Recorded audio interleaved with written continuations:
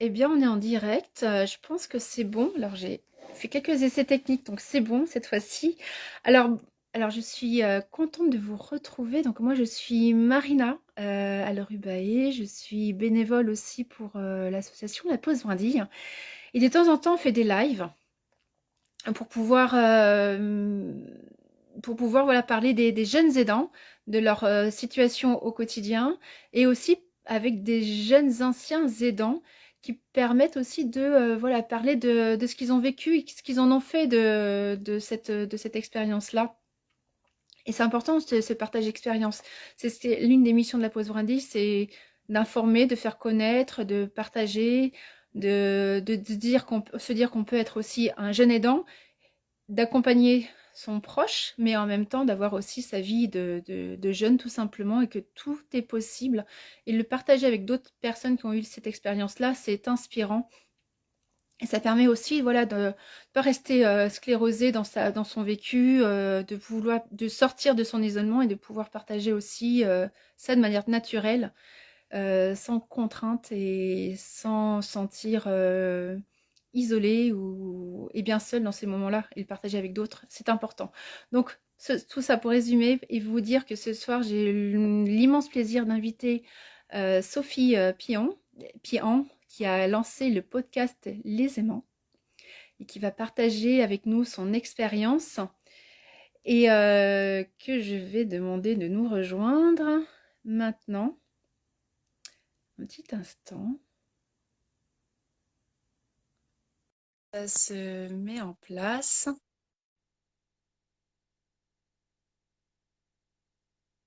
Elle va apparaître comme par magie. Bonsoir, Bonsoir Sophie, bonsoir Marina, bonsoir tout le monde. comment vas-tu? Très bien, et toi?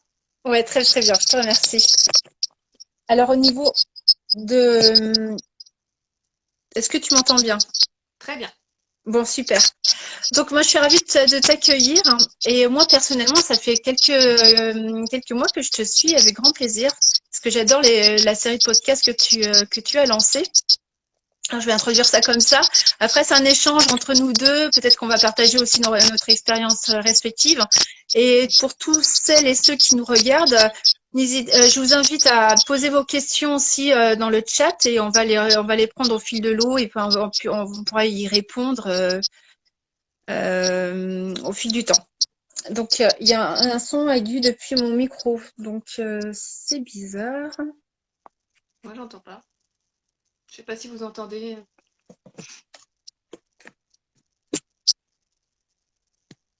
Et là? Pour moi, ça va. Très bien. Ouais. Donc, pardon pour ces ajustements. Euh, Sophie, est-ce que tu pourrais me dire qui tu es en fait? Comment tu as l'habitude de te présenter? C'est une très bonne question. Alors déjà, je suis Sophie, j'habite en Bretagne. Dans ma vie professionnelle, je suis naturopathe et praticienne en massage. Donc, je vis un métier que j'adore et j'ai la chance d'être à mon compte et d'avoir cette liberté aussi qu'implique le fait d'être à son compte. Et dans ma vie personnelle, j'ai eu mon papa et ma maman qui, depuis que je suis toute petite, sont atteints de sclérose en plaques. Depuis j'ai à peu près, je crois, 7 et 8 ans, enfin vraiment très très petite. Ils sont tous les deux atteints de la sclérose en plaques, donc j'ai été amenée à être jeune aidante. Ce dont j'ai pas forcément pris conscience sur le coup et dont j'ai pris conscience vraiment très récemment. Ce qui m'a amené aussi, c'est une des raisons qui m'a amené à créer le podcast Les Aimants, que j'ai lancé il y a un peu moins d'un an maintenant, dans le but vraiment de donner la parole à tous les profils d'aidants. Et j'ai appelé Les Aimants parce que pour moi, il faut vraiment beaucoup d'amour pour être aidant, et dans lequel je donne la parole à des aidants de tout profil. Vraiment, pour l'idée, c'est aussi de montrer qu'on n'est pas tout seul, de montrer aussi la variété des profils des aidants. et de participer au fait qu'on en parle de plus en plus, parce que c'est vraiment un sujet dont on parle peu. Et bien, Parce que, bien savoir. parce que c'est marrant ce que tu... Façon de parler. Marrant ce que tu dis, le fait que tu es aidante depuis, aimante depuis 7-8 ans par rapport à tes parents. Euh, je sais que tu en as pris conscience que récemment de ce que tu viens de dire. Donc, dans mon parcours, c'est la même chose. J'ai aidé mes parents qui sont sourds depuis toute petite. J'ai fait intermédiaire avec eux en langue des signes. Je les ai accompagnés, j'ai trouvé ça naturel de les accompagner au quotidien, etc. J'ai jamais eu conscience que j'en étais une des aidantes. Et c'est dans mon parcours, moi, de journaliste, que, en interviewant d'autres personnes qui étaient aidantes, j'ai pris conscience que j'en étais une. Mais tard, vraiment très tard.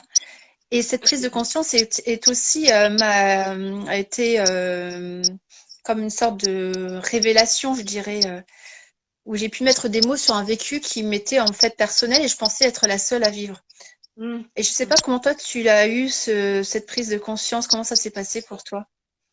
Bah pour moi, c'est même encore compliqué d'en prendre conscience et de l'assumer, parce que la frontière enfin, mes parents ont déjà tout fait pour que... Je suis l'aînée d'une fratrie de 3 enfants, et mes parents ont tout fait pour que mes frères et sœurs et moi, on ait une enfance la plus normale, la plus classique possible. Et je pense qu'ils ont bien réussi. Mais que malgré tout, il y avait des moments où ils étaient hospitalisés, des moments où ils étaient fatigués, et que ça impliquait majoritairement, surtout pour moi, enfin surtout pour moi en tout cas, comme j'étais l'aînée, assez tôt pour moi de participer aux tâches ménagères. Mais moi, j'ai rien connu d'autre dans ma vie que ça.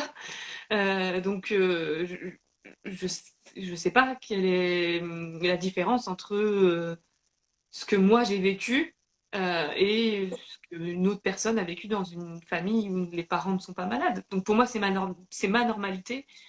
Et je sais pas comment ça aurait été, si ça aurait été différent si mes parents n'avaient pas été malades. Donc, pour moi, la frontière elle est encore floue Un peu entre. flou parce que ta normalité c'était quoi? Parce que moi pour moi c'était je prenais mes mères, c'était le soir, traduire en langue des signes la télé, c'était d'appeler la famille pour avoir donné des nouvelles pour mes parents, c'est d'appeler le mercredi la caisse d'allocation familiale pour prendre rendez-vous, me déplacer sur place, aller voir, faire des démarches administratives, aller voir le médecin, aller expliquer ce qu'avait ma mère comme maladie, etc., de faire la traduction.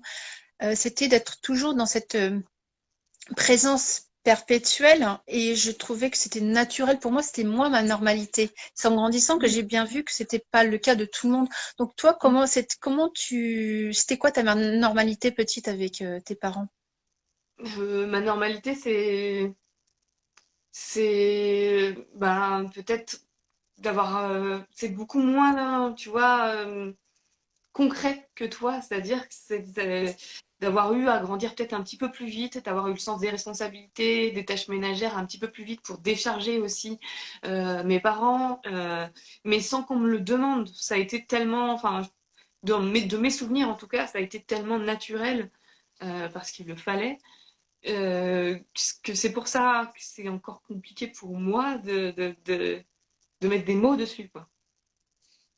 Parce Bah, que comme mes parents étaient encore au début de la maladie, complètement, en très grande majorité valides euh, et capables de tout faire, sauf mon père qui a arrêté de conduire assez tôt.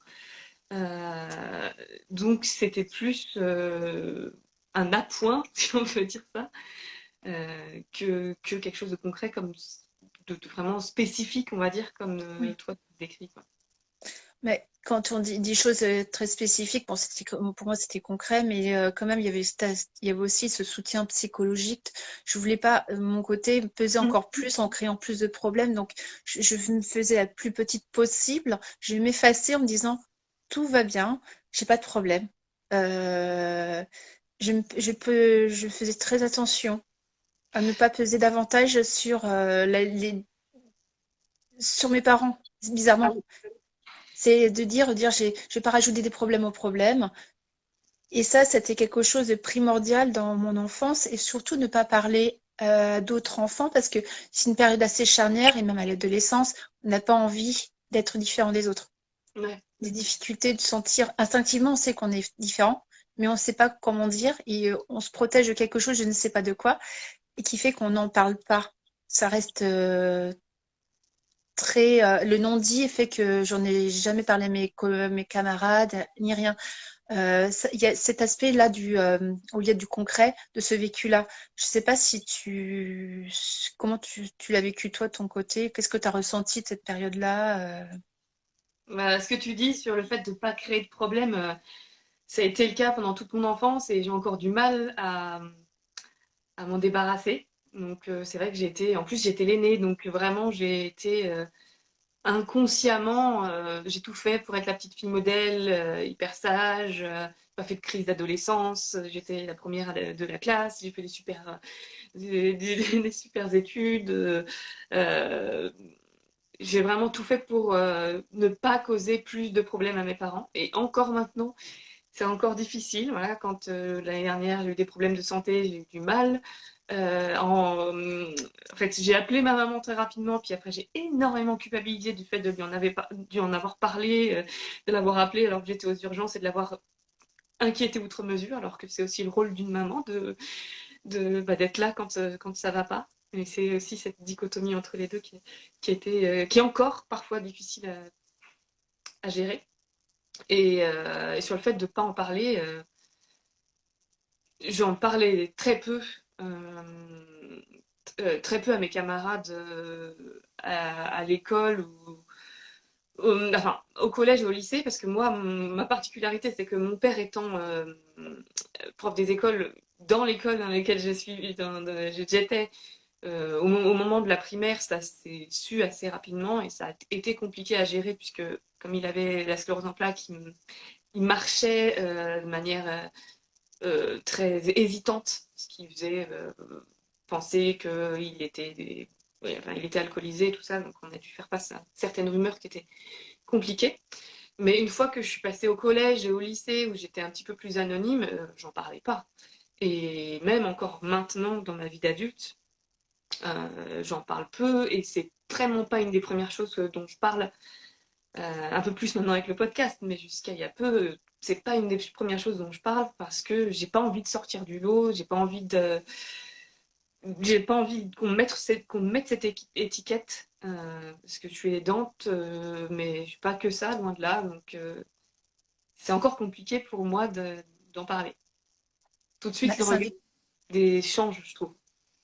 le regard des gens, en fait, je sais pas si tu as senti que très tôt que tu avais ce regard-là, ce regard un petit peu posé sur soi, ce qui est la différence peut-être, Exactement, ouais, qui sur peut la être blessant. Mm. Euh, bon, je vais par mon exemple, adolescence.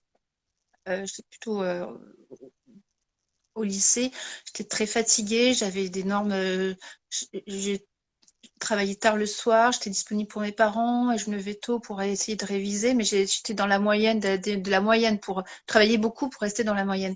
J'étais très fatiguée, je dormais beaucoup entre deux cours où j'avais pas de cours en fait. Ça c'était important, j'ai eu cette fatigue aussi là et cette Mm. incompréhension de certains camarades qui me disaient, je me rends compte des petites phrases comme ça, Marina elle est bizarre. Ah oui. Euh, et j'avais jamais rien raconté de mon vécu. Alors, je sais pas si ça aurait été différent si j'avais raconté, je ne sais pas. Mm. Mais je pense que j'aurais pu, avec ce que je sais maintenant, j'aurais fait différemment. Donc, toi, avec tout ce que tu sais maintenant, est-ce que tu aurais osé faire autrement? Est-ce que tu aurais osé en parler davantage ou pas? Mm. C'est une bonne question. Dans le contexte actuel, peut-être, oui, parce que maintenant on en parle un peu plus, bien heureusement, du statut des aidants. À l'époque, je suis pas sûre. Vraiment trop peur des moqueries et du regard des autres parce que justement, je l'avais déjà subi euh, au primaire et j'en ai beaucoup souffert, hein. On a fini par déménager à cause de ça. Enfin, en tout cas, c'est le souvenir que j'en garde à cause du fait qu'on traitait mon père d'alcoolique parce qu'il marchait de manière hésitante dans la rue, quoi.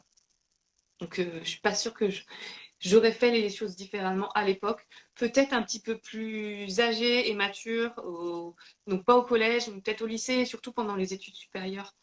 Euh, ça aurait changé le regard des gens, mais peut-être que ça aurait peut-être expliqué certaines choses, expliquer aussi. Moi, j'ai fait des études supérieures où j'étais avec des gens qui venaient de familles très aisées, qui n'avaient pas besoin de travailler, et toujours dans cette idée, moi, de ne pas être un poids pour mes parents. Je voulais au maximum aussi travailler et financièrement pouvoir être le moins un poids le moins possible, on va dire. Et, et c'est vrai que je faisais face du coup à des gens qui ne comprenaient pas pourquoi je devais travailler. Peut-être que si j'avais expliqué aussi cette histoire particulière, j'aurais, j'espère, eu une meilleure compréhension de ma situation aussi. Et toi maintenant, ce que tu sais de ce que tu es maintenant, qu'est-ce que tu dirais à la petite Sophie de l'époque?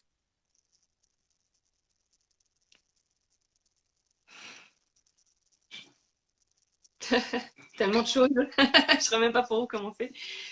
Je dirais que bah, j'ai pas besoin d'être parfaite, que...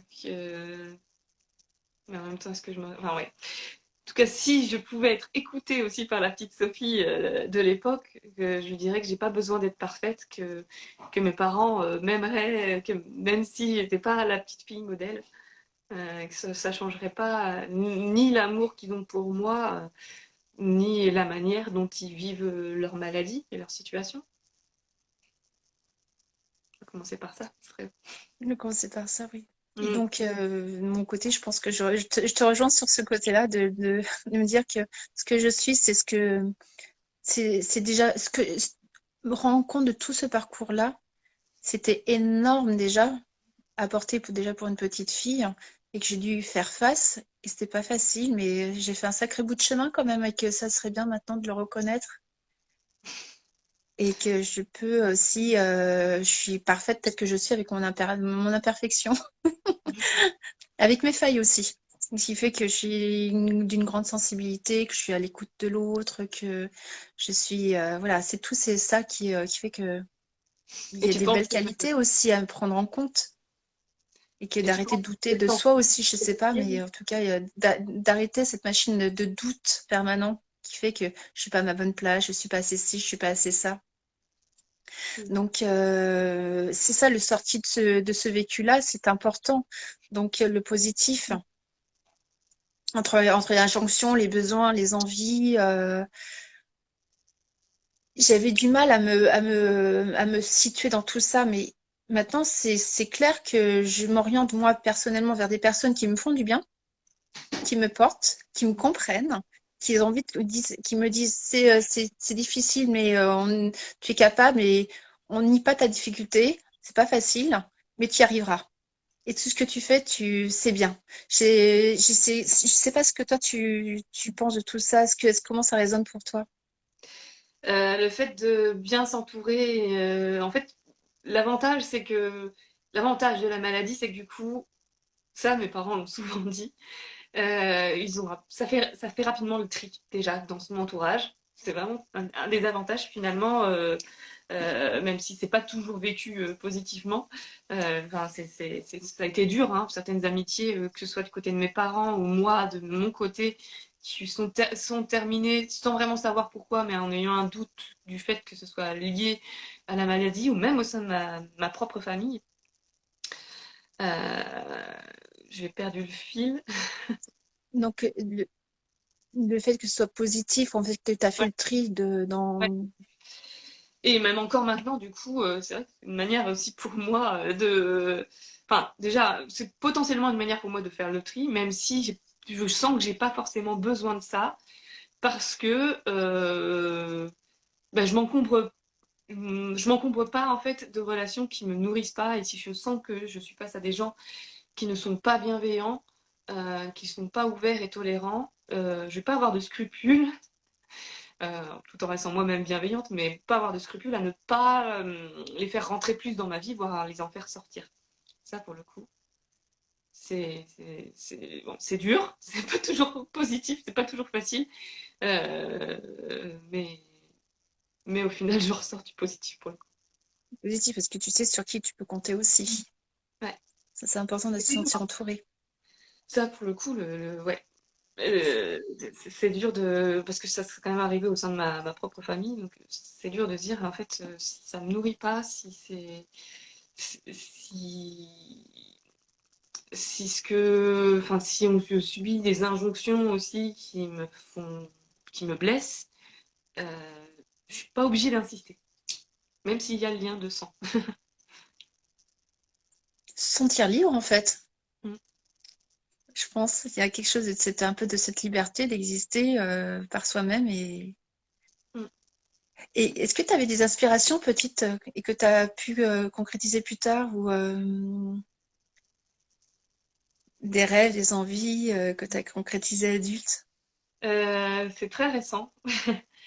Parce que je vis en Bretagne, mais mes parents ils vivent pas en Bretagne, donc ils sont en Picardie, ils sont loin de moi. Et ça a été très long pour moi, et c'est encore compliqué pour moi de l'assumer, de m'être éloignée géographiquement. De me dire s'il se passe quoi que ce soit, s'il y a besoin de moi, s'il y a une urgence, et il y en aura parce qu'il y en a eu par le passé, bah, je suis moins facilement mobilisable. Mais c'est mon rêve de vivre en Bretagne, c'est le rêve de mon papa, c'est aussi mon rêve, et j'ai le droit. Et c'est encore difficile, tu vois, ça se sent pour moi de l'assumer.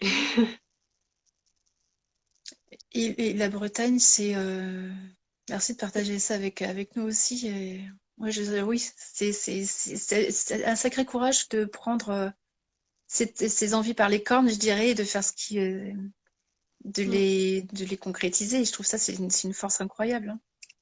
Et de voir que bah il y a des gens qui prennent le relais. Mon petit frère, il est en Picardie, il est pas loin. Voilà, j'ai le reste de ma famille qui est là. Et puis je suis là s'il y a un moindre problème. Je sais que je laisserai tout tomber pour aller pour aller voilà, être auprès de mes parents.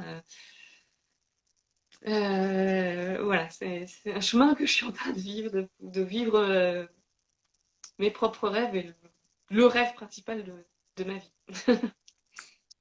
Mais j'ai une question aussi de la part d'Ed, je crois. Pardon si je lis mal, mais vous êtes toujours aidante de vos parents? Je pense que ça s'adresse à nous deux, peut-être. Sophie, est-ce que Bonne tu es question. aidante de tes parents? De quelle manière? C'est une bonne question. Alors, pas aux yeux de la définition classique, puisque je ne suis plus du coup géographiquement proche de mes parents. Je ne vis plus avec eux. Ça fait un bout de temps déjà. Ni même plus proche d'eux, à moins d'une heure, on va dire.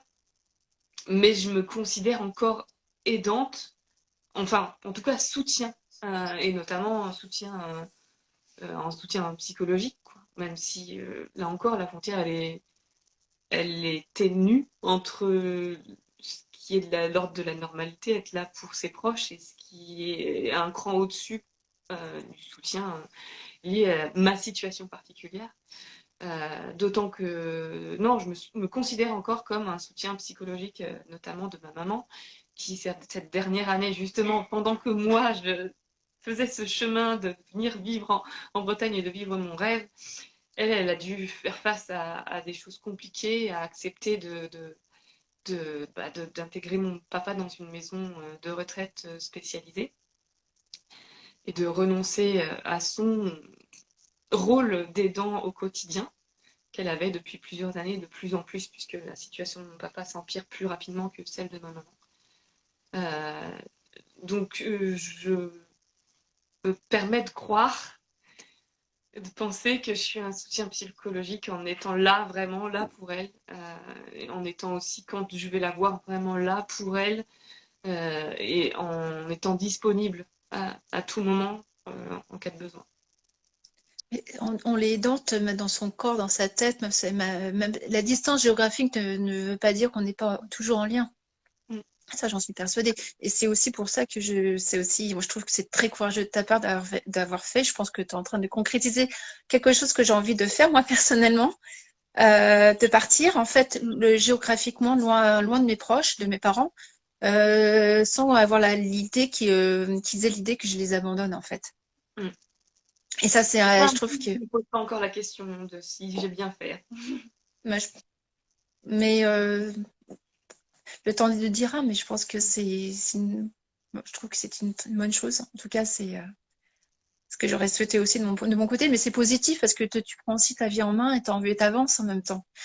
Est-ce que le fait que tu aies lancé le podcast Les Aimants, déjà pourquoi ce nom? Et pourquoi avoir lancé le podcast? Est-ce que ça contribuait, trois questions en une, ça contribuait à ce changement aussi, à cette prise de cette décision personnelle? Euh, Alors, le podcast Les Aimants, je l'ai créé, j'ai expliqué un peu pourquoi au début, et ça faisait des années que j'avais l'idée, mais que j'avais pas l'espace mental pour le faire.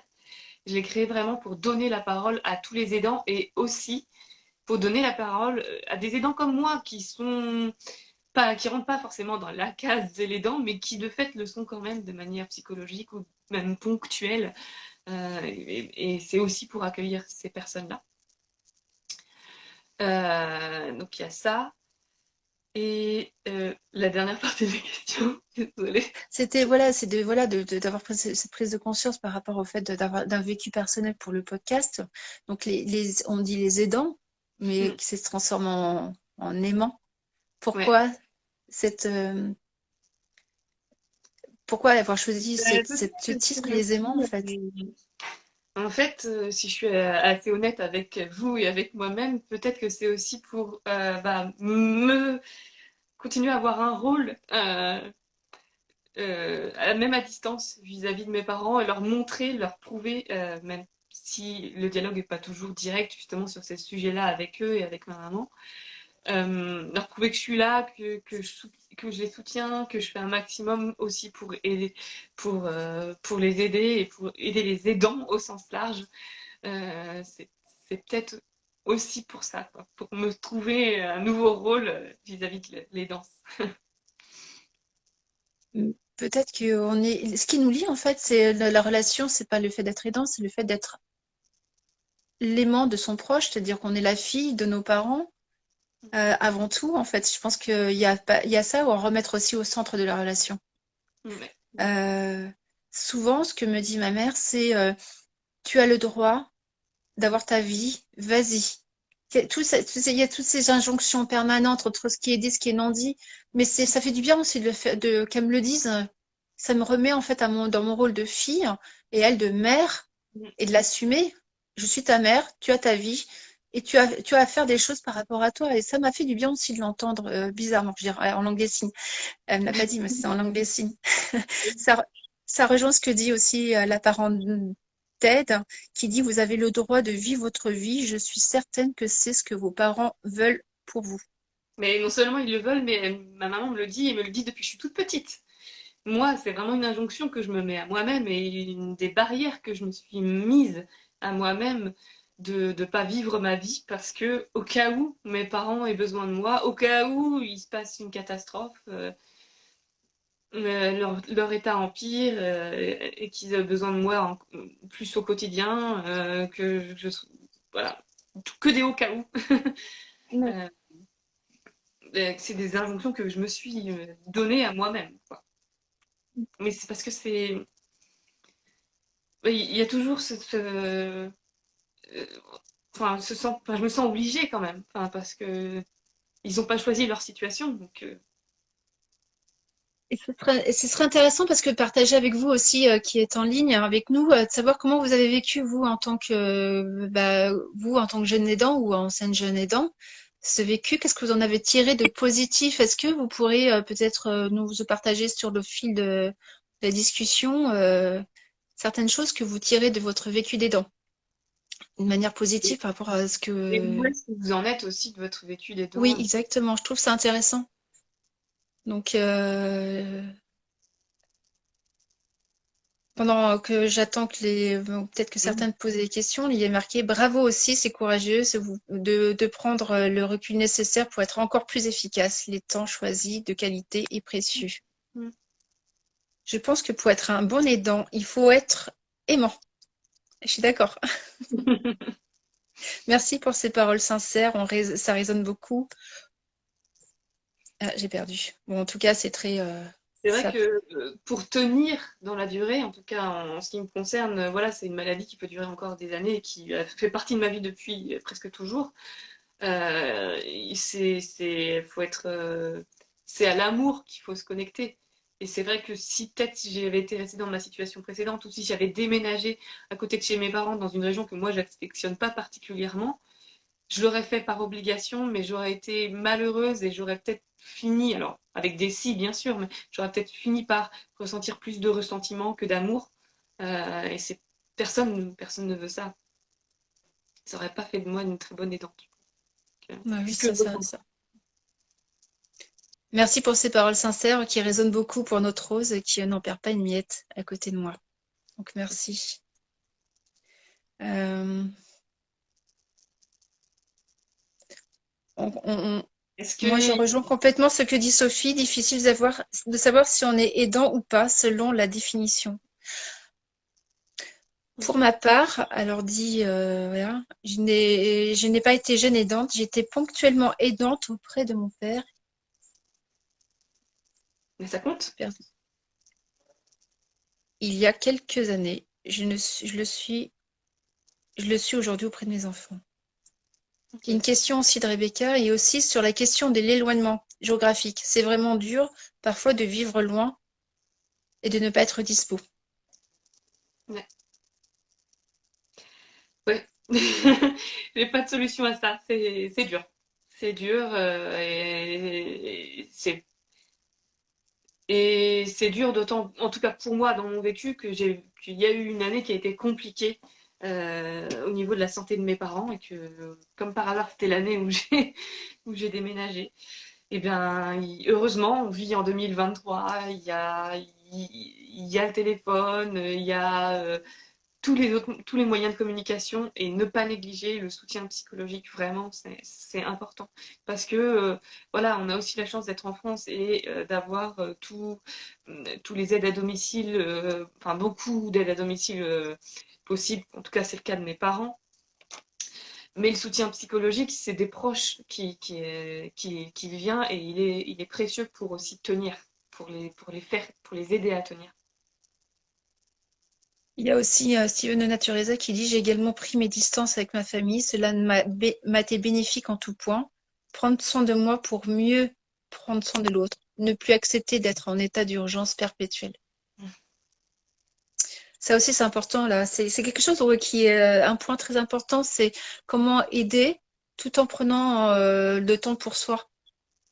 Se mettre au centre de sa vie et tout en accompagnant. Ça, c'est un vrai défi en fait. C'est un défi de tous les jours de trouver le curseur. Mm.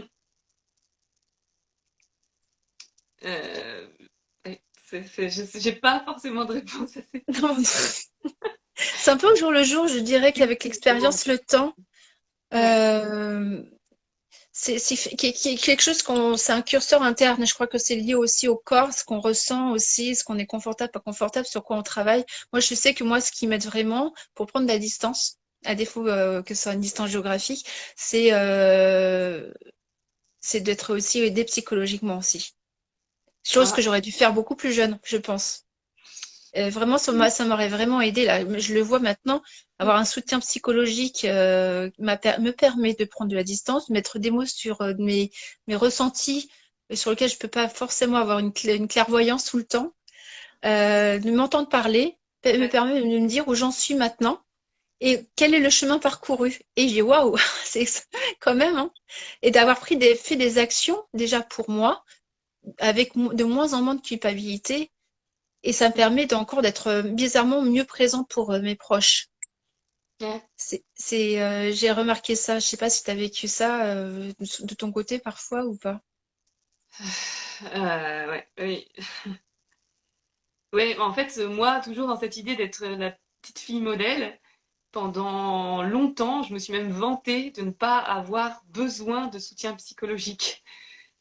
Parce que voilà, pour montrer que je tenais, que j'avais pas besoin, que ça faisait partie de mon histoire et que voilà. Mais depuis que j'ai accepté de me faire accompagner, bah, ça m'a transformée et c'est aussi ce qui m'a permis de franchir le pas, hein, de l'éloignement. Et là, encore plus cette dernière année, je vais renforcer cet accompagnement. Ça permet aussi de se rendre compte du chemin parcouru, de aussi faire face à tout ce qui est négatif et de l'accepter parce que il- voilà, c'est aussi la thématique de ce live, c'est aussi, être aidant, avoir été jeune aidant, c'est aussi des injonctions qu'on peut se mettre à soi, j'en ai parlé, des injonctions d'en faire à tout prix une expérience positive, même si ça fait partie de moi, il y a des choses négatives que j'ai vécues qui, que j'ai peut-être enfouies sous le tapis et qui sont pourtant, enfin, qui sont difficiles et qui sont pourtant nécessaires d'aller voir en face et d'aller peut-être comprendre, voire idéalement un jour guérir. Donc, ouais, ce soutien psychologique, il est nécessaire. Et de voir aussi que bah, de mettre des mots sur ce vécu qui est pas facile, vraiment, mais aussi de voir c'est ce que tu prends conscience de tout ce que tu as traversé, mais avec ce qui t'a permis de devenir ce que tu es maintenant, c'est-à-dire que maintenant tu es naturopathe, tu as quand même quelque chose que tu as cultivé chez toi qui, moi, il semble, de cette sensibilité, de cette humanité-là aussi, qui t'apporte aussi au quotidien, d'être en relation avec les autres. Je sais pas si tu en as conscience vraiment. Est-ce que tu as conscience de ce parcours-là depuis que tu es Oui, j'ai petit? conscience que ben, moi, en plus, avant d'être naturopathe, je travaillais dans le milieu associatif et humanitaire. Donc, en fait, j'ai toujours été dans des métiers qui étaient dans le soin à l'autre, dans le soutien à l'autre. Très clairement, c'est lié à mon histoire, même si je pense que c'est pas que, enfin, dans le sens où je suis à la base quelqu'un d'hypersensible, je l'ai hérité de mon papa, mais je pense que mon histoire a nourri cette sensibilité, t'en parlais aussi un petit peu avant, ce qui fait que bah, je l'ai mis au service aussi de mes vies professionnelles. Mm. Il y a une question aussi de Cécile, comment prendre de la distance quand on est au sein du foyer, quand on est adolescent? Comment prendre la distance? Euh, Ouais, il y a plusieurs possibilités. Moi, je vais parler de mon expérience. J'ai eu la chance, comme je vous le disais, d'avoir des parents qui ont tout fait pour que j'ai une enfance la plus classique possible. Et il y a plusieurs choses qui m'ont aidée. Déjà, ils ont vraiment insisté beaucoup pour qu'on ait mes frères et sœurs et moi, des activités extrascolaires qui me permettaient de sortir euh, de la maison. Et au début, c'était, voilà, j'ai fait de la flûte traversière parce que c'était le cours de musique qui était donné à la salle municipale au bout de la rue, hein, pratiquement. Il n'y a pas forcément besoin que ce soit quelque chose de trop aussi, une charge supplémentaire pour les parents. Même si après, j'ai continué à en faire, c'est ma maman qui devait me conduire, mais à la base, c'était décidé pour ça. Et puis, au lycée, moi, j'ai fait la demande, pas que pour cette raison-là, mais avec le recul, c'était aussi peut-être aussi pour ça, d'être en internat. Donc, voilà, toute la semaine, en dehors des week-ends et des vacances scolaires, je n'étais pas à la maison. Et je pense que ça m'a aidé aussi à commencer à prendre du recul. C'est mon histoire, et il y a sûrement plein d'autres choses, mais c'est ce que je peux partager. Je rejoins sur les activités extrascolaires qui étaient salutaires. C'était de la danse et de la gym. Plutôt de la danse. Et moi, même mes parents, enfin, financièrement, c'est pas forcément, enfin, voilà, plutôt de classe moyenne, et voilà, ils étaient tous les deux profs avec trois enfants. J'ai eu la chance aussi d'avoir des parents qui m'encourageaient dès qu'il y avait un voyage scolaire à y aller. Alors que bon, c'est pas donné, surtout quand on a trois enfants. Et c'était aussi pour moi des bulles d'oxygène, clairement. Je pense, connaissant ma maman, que c'était peut-être sûrement aussi un petit peu fait pour. Donc elle a fait son rôle de maman elle était présente. Et c'est plus naturel aussi pour des parents de se mettre entre parenthèses pour leur enfant plutôt que des enfants pour leurs parents. C'est Il vrai. y a aussi ça. Mais il faut l'accepter aussi. en tant qu'enfant aidant, en tant que jeune aidant, il faut, voilà, c'est pas simple de quitter le foyer, même pendant quelques jours, quoi. Ce qui est intéressant, c'est que tu t'es mis en lien aussi avec les d'autres aimants, donc d'autres aidants à travers ton podcast, et avec tous ces échanges que tu as eus avec toutes ces personnes. Qu'est-ce qu'elles t'ont enseigné? Qu'est-ce que tu as compris qu'est-ce- euh, dans ces échanges-là, qui est pour toi qui est pour toi aidant au quotidien, peut-être, je sais pas. J'ai compris beaucoup de choses. Là, ce qui me vient, c'est quelles que soient les formes, quand on est aidant, accepter l'aide, d'où qu'elle vienne. Euh, là, ben, je pense à Axel, c'est la dernière interviewée du podcast qui avait aidé son mari, accompagné son mari dans la maladie, et qui a vraiment ouvert son cœur aussi aux voisins, aux parents d'élèves qui lui apportaient de l'aide bienveillante. Je pense aussi à Florie qui accompagne son conjoint après un accident de moto, son conjoint qui est du coup euh, en fauteuil roulant et qui, après un long cheminement, accepte depuis, je crois, un peu plus d'un an d'être elle-même aidée au niveau psychologique, d'être en arrêt maladie et d'avoir de prendre le temps de faire des séances de kiné, des séances de sophrologie et tout ça. Donc c'est accepter l'aide, accepter d'être aidé, de ne pas être le super-héros, parce que personne n'est super-héros. Non, je suis d'accord. Mais on se donne pas le droit en tout cas, je me suis moi-même donné pas le droit d'être aidé. Et le plus difficile, c'est d'apprendre à recevoir. On donne, on donne, on donne. Complètement. Et quand il s'agit de nous, ben, ah, comment on fait pour demander de l'aide? C'est un grand effort. Et ça prend en fait. Et je me rends compte que quand j'ose demander de l'aide, je le reçois. Oui, oui. Euh, et j'en reçois. Et peut-être qu'il y aura des non, mais au moins une fois, plusieurs fois, j'ai demandé et j'ai reçu à ma grande surprise. C'est euh, c'est ça aussi d'être par exemple en lien avec toi, avec d'autres aidants, de jeunes aidants, euh, même adultes, c'est d'être ensemble. Ça permet de partager l'expérience, de sentir qu'on est en fait vraiment pas seul à vivre. Peut-être des situations plurielles, mais dans le vécu, on n'est pas seul. On peut aussi se demander des conseils. Et toi, comment tu as fait et comment demander l'aide et auprès de qui? Parce qu'on n'est pas obligé de porter tout sur ses épaules, parce que c'est une sacrée charge. Hein. Et je sais pas pour toi, moi le conseil moi si je devais revenir à la petite Marina que j'étais, j'ai dit c'est que tu as tes parents, c'est ok, mais aussi soit voilà, tourne-toi vers des adultes, demande de l'aide, parle de ta situation, dis dire que c'est pénible, c'est compliqué pour moi, je voudrais que vous puissiez m'aider aussi parce que je suis toute seule, et c'est pas facile quoi. Ouais. Et on Donc peut être surpris en positif en- de l'aide qu'on reçoit en retour. Mais et ouais. tu disais, c'est beaucoup plus compliqué de recevoir et même de demander hein, avant même de recevoir. Donc plus on le fait plus tôt, mieux ce Ouais. sera après. Peut-être dans une des choses que j'aurais aimé dire à la petite Sophie, c'est ça. C'est ok d'être aidé en fait, toi-même. Donc de vivre cette vie d'enfants et de jeunes adolescents, on a le droit de vivre cette vie-là avec légèreté et joie, et de se tourner vers d'autres et d'en parler, c'est ok pour pouvoir justement vivre cette vie la plus légèrement possible, la plus douce possible, tout en étant là aussi pour ses proches. Donc bon, en fait, je n'ai pas vu le temps passer, ça fait déjà 40 minutes qu'on parle. Bon, j'espère que ça. Euh, on a abordé plein de choses. Qu'est-ce que tu retiens de notre échange ou quel message t'aurais envie de partager?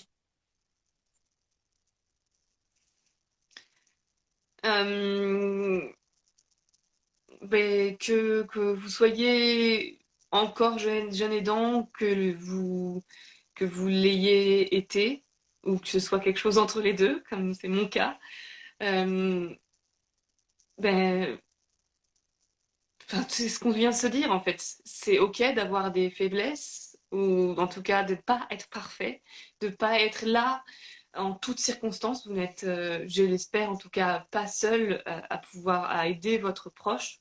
Et si vous l'êtes, c'est possible que ce soit pas le cas en acceptant et en demandant de l'aide. Euh, donc c'est ok de ne pas être parfait euh, et de penser à vous aussi. Parce que la personne que vous aidez n'en sera que plus heureuse aussi et en ressentira elle-même les bienfaits. Si vous-même, vous pensez à vous, vous pensez à vos rêves, à être heureux d'une manière ou d'une autre. Je sais que c'est pas facile, c'est un chemin. Hum, Peut-être essayer d'imaginer déjà le premier pas que vous pourriez faire vers cet objectif-là. C'est ça, c'est ce que dit aussi la parente TED, qui dit demander de l'aide, c'est quelque chose qu'on n'arrive pas ou plus. C'est aussi faillir, cette peur de penser qu'on peut faillir à notre mission Mm. auprès de ceux qui les aident. De ceux qu'on aide en fait. En fait, c'est ça. En fait, c'est cette peur que tout s'écroule si on n'est plus, d'être pas à la hauteur. Mais si on est à la hauteur, on donne du mieux qu'on peut déjà. C'est se rendre compte de cette aide-là qu'on donne, c'est déjà énorme. Et aussi prendre du temps pour soi et d'avoir aussi, moi, ce que je retiens aussi, c'est, je te remercie de partager ça avec nous, c'est que on a aussi cette émotion-là, cette je dirais pas fragilité, mais cette sensibilité-là qui nous porte et en même temps il y a de la force et cette grande sensibilité qui fait un mélange assez détonnant, je dirais, mais qui fait notre force aussi. Et c'est ok de penser à nous. C'est ce que moi j'ai envie de transmettre aussi. Et à travers la pause brindille, il y a maintenant une communauté de jeunes aidants qui sont là, qui s'entraident, il y a des jeunes qui peuvent, pour se retrouver autour d'activités ludiques, de se voir pendant ces activités. Il y a une ligne d'écoute. Il y a aussi un festival qui a eu lieu l'été dernier, qui va se préparer encore en 2024. Il y a plein de choses qui se mettent en place et c'est important de pouvoir déjà se retrouver entre jeunes, pas que parler que de ça, mais de vivre en fait sa vie de jeune et peut-être en parler. Mais déjà, se retrouver entre soi, c'est important. Et puis, naturellement, la parole, ça libère et puis ça apporte aussi des solutions. Et ça permet aussi de dire, bah, j'ai besoin d'aide.